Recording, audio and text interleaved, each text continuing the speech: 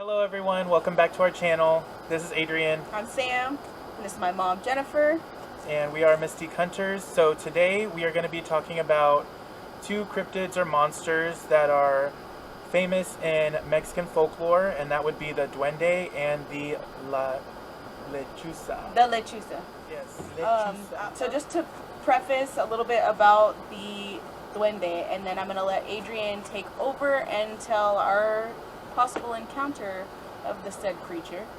So, a duende refers to a spirit or a ghost. The motion detection ball is going off already. Hey. But it's not in camera shot. Oh. It's. Oh yeah, you could record. I'm also gonna. I'll cut this out. Oh man. Of course. Next Look, time. the next one lit up. Oh my god. Wow.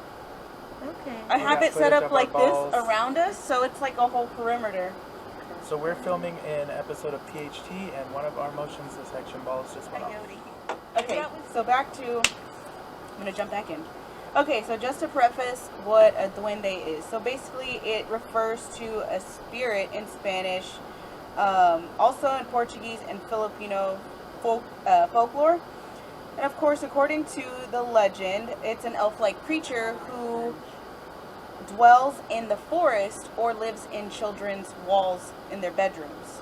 Some people believe that the entity could either be an evil spirit, and some people think that it could be a good spirit. And that's just based off of the folklore they've heard from, their family lineage and such. It's basically translates to like a little goblin or like an elf-like creature. So with that being said, I'm going to let Adrian go into our experience.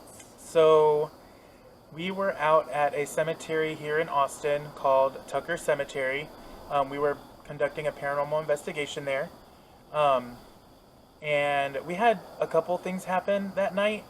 So we were taking pictures, but me and Sam both felt drawn to the fence line that's in the back of the cemetery. Mm-hmm. So it's in almost like a rectangular formation. There's a fence line in the back, and then two sides and the front gate.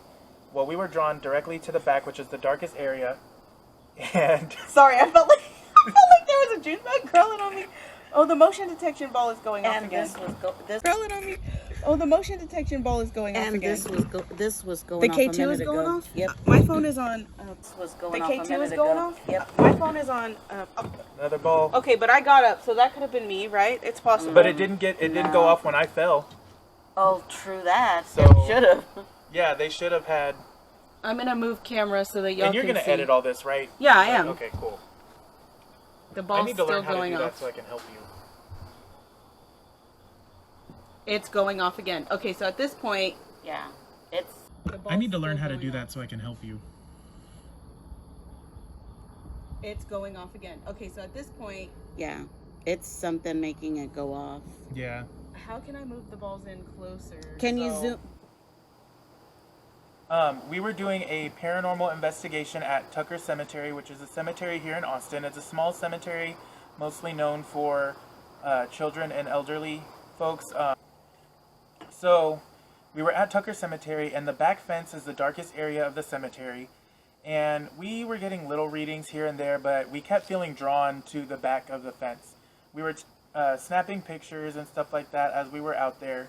But me and Sam decided, okay, we're going to go to the back of the fence and see if we see anything or feel anything. So we were back there, and from what I would recall, we heard a noise, like a rustling, and we were like, what could that be? And then we went to a portion of the fence where the bottom was open, and we see two little clawed hands come up and try to spread the fence apart. Yeah, like you could see the tension on the Yes, fence. It's you like could one of see those the metal fence. wired fences. Yeah, it was a chain link fence. And literally, two hands tried to pry it apart, and something was going to come after us. We didn't stick around to see what it was. We both witnessed the hands, we saw the physical hands, and we ran. And the tension, just seeing the tension in the actual metal of the fence, like Moving. What was crazy was like, I just literally couldn't believe my eyes. I was like, am I seeing something right now? Like, what is that? Because whatever it was, just, I couldn't describe it as any specific type of animal, because it looked like if anything, like it was completely naked, like you could, like just skin, and it was like pale, just like white pale. And all I remember seeing were the hands.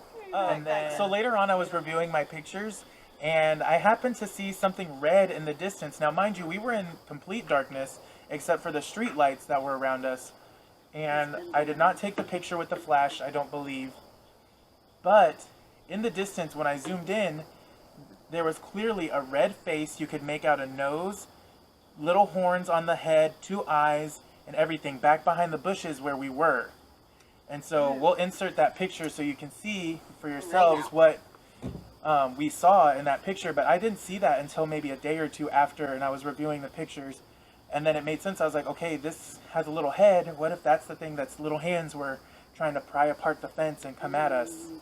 Yeah, that was definitely an experience. And we did have another person with us that night that said they had saw something else along the fence line as well. But what they saw was a white leg, like walking. And we had taken off running from that point and left. Sorry, we left that person behind wherever they were. They were at the other side. Yeah. And then they finally came up running, and we're like, well, what happened to you? Because we literally screamed. Yeah, we both literally screamed. And we ran to the car. Because we literally, whatever we saw, that was just, because I'm not going to, if I see something with talons coming through the fence, trying to come through the fence at us, I'm not going to stick around for that, no. Because I thought at the moment, you know, because my mind couldn't process, like, everything that was happening, like some sort of animal or something. I don't want to get attacked, so I was like, F this. We definitely did try to debunk it, and we were like, what if it was a cat? What if it was a raccoon? But what kind of animal knows to pry apart a fence like this and try and get through? So do we know 100% that it was a duende? No, but after sharing the story with some of my friends at work, they brought that up and said, well, it could have been a duende, which also, keep in mind, we were at a cemetery full of children's graves. Yes.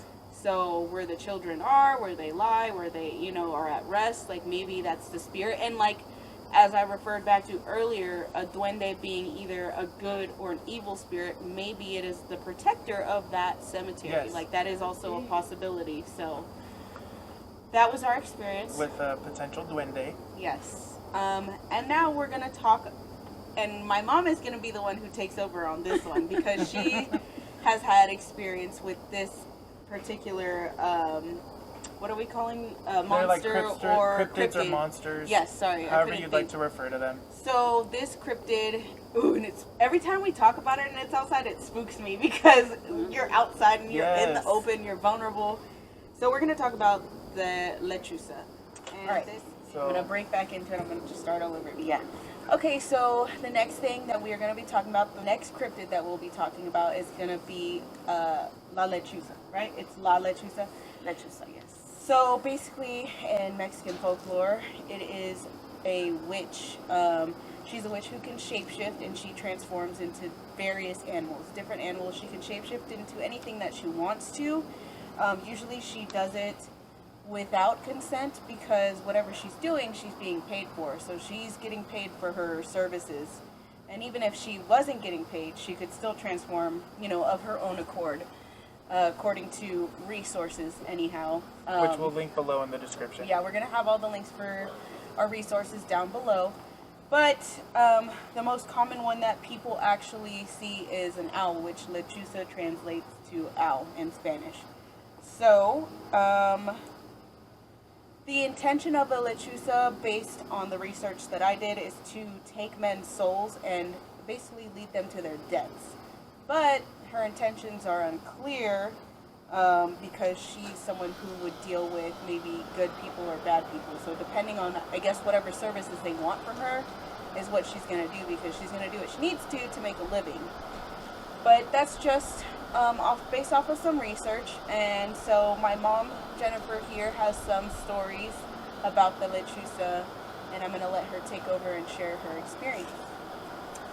Okay, so I actually have a lot of different stories about the Lechuza. One of the first ones that I can remember, I was about 9 years old, maybe 9.5 years old, and I was at my grandmother's house spending the night. And I remember my grandma was at the back door, and she was saying that there was a lechuza in the back. And, you know, as a kid, you know, I'm like, what is she talking about? What's the lechuza? I go back there to the door, and I'm trying to, like, pull her curtain open to look out the window, and she's like, no, get inside, get inside. And I was, like, really wanting to see, well, what is she seeing? Like, what is this? I looked out the window, and I couldn't really see anything. It wasn't until she walked outside and left the door cracked open. So I just stood, she had a screen door as well. I just stood there and just watched through the screen door. And I would say that she had a fence line that was maybe like, I don't know, like, what would you say from here to the end of the porch is like 20 yards, 20 Yeah, yards? just About 20 yards. About yeah. 20 yards or 30 yards from her back door. And all I recall seeing was this black figure that was probably about 3 feet tall. It was probably about my height at the time. And it hopped. It was hopping along the fence line. And it was kind of like shaped like a big bird. You could tell it had wings or something because of the shape of it. But it was not really making a noise. It was just popping. And it turned, and I looked, and all I could see was like this face that looked like it was not white, but maybe like a grayish white, something like that, like a black looking either nose or beak, something. It just looked really ugly to me. It looked like almost like something that was like all wrinkled and just like, I don't know, kind of like the skin of what you would say, like maybe like a raisin or something, but it was ugly. And it had glowing eyes. And so I kind of started to really like panic at that point. My grandma comes back inside and she grabs salt, and I'm like, okay, what is she doing? And she grabs the salt and she starts throwing it and cussing at it. And as a little kid, I'm like, I don't know what's going on, but I knew my grandma was really intense about like what she was saying to it in Spanish. She was saying like, if she was cursing it out, which I don't know what curse word she was using, but I know she was cussing, and she was telling it that it needed to leave, it wasn't welcome, and not to come back. But it started to make a noise. It was like almost like a grunting or something. And she told me to get back inside. I went inside, and so I don't know what happened after that, but I still to this day, like, it's imprinted in my mind. Like, yeah, like ingrained in your memory. It's ingrained in there. It's like I can still today think about it, and I can see myself looking at it as a child. Like, it's ingrained.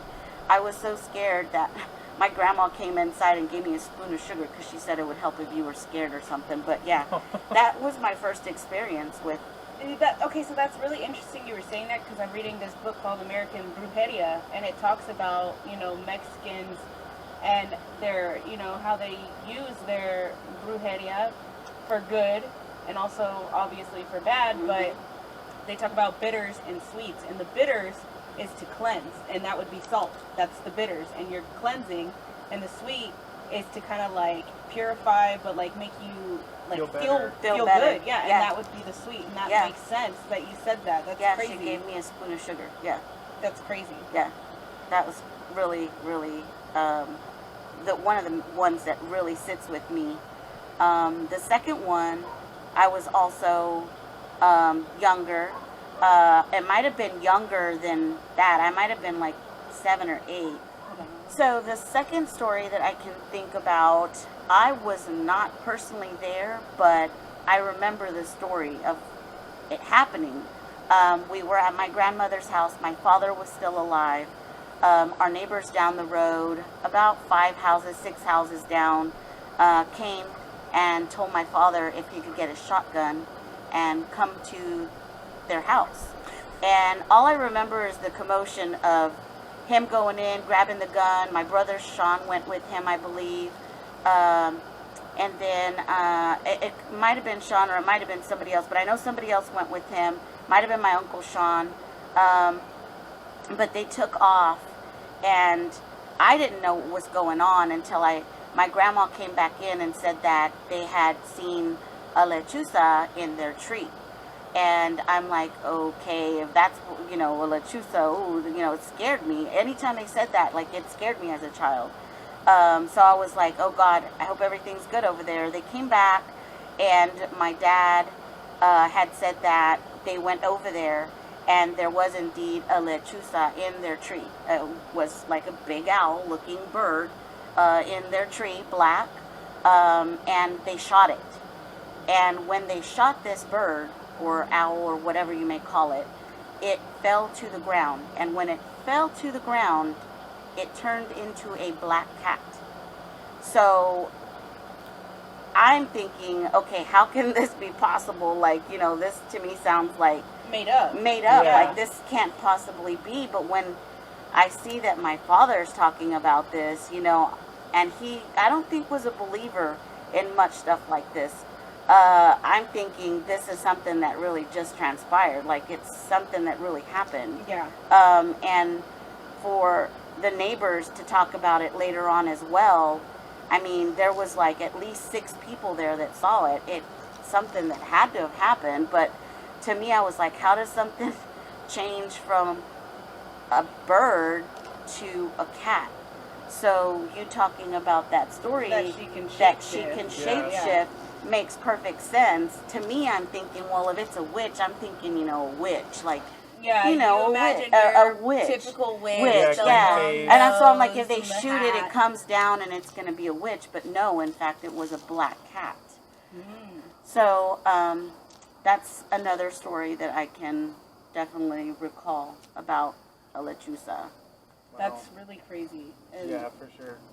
the thing is, so as you're talking about it being black, when I was doing research on it, it said that it could shapeshift. The more common is a bird-like creature. Mm-hmm. So it's not always an owl. Sometimes it would even be, I think it said a crow. Ooh. Which kind of makes sense and lines up with your seeing a black, I mean, there could be a black owl, you know, I'm sure. But that also makes sense, you know, because crows are black as well. It's just some sort of bird-like creature. Bird. It's just like a huge bird. I mean, I can just see it. I wish I could draw it. I'm not a good artist, but like to see, show you what I you see. saw. But yeah, it's definitely crazy. Yeah. Wow. Those are some crazy stories and some of our experiences. So we hope you enjoyed. Adrian, I'm going to let you wrap it up. Yes, so thank you for joining us on this second episode of PHT Paranormal Hot Topics. Stay tuned for more future content. We have a lot of ideas for other videos as well. If you have comments about topics that you would like for us to cover, please comment them down below. In addition, if you've had experiences with a duende or a lechuza, tell us your stories down below in the comments. Thank you for joining us. Bye. Bye.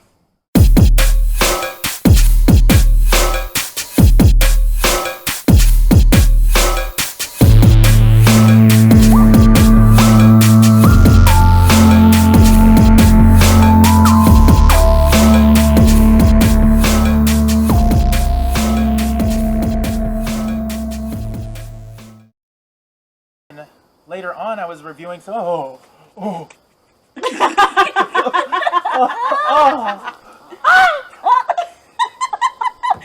getting attacked by June bugs right now. Not you slurping up your. Okay. Back. Take that. Dura. Come on, Trey. I know. You See, I just stepped like that. And I did it? Yeah. This one's unstable. Just balance it. There you go. Dang it, it went off. Here, I'll tap it. Tap it. Oh, this one's going off. Oh. God dang it. No, I can see it. It's in the view. So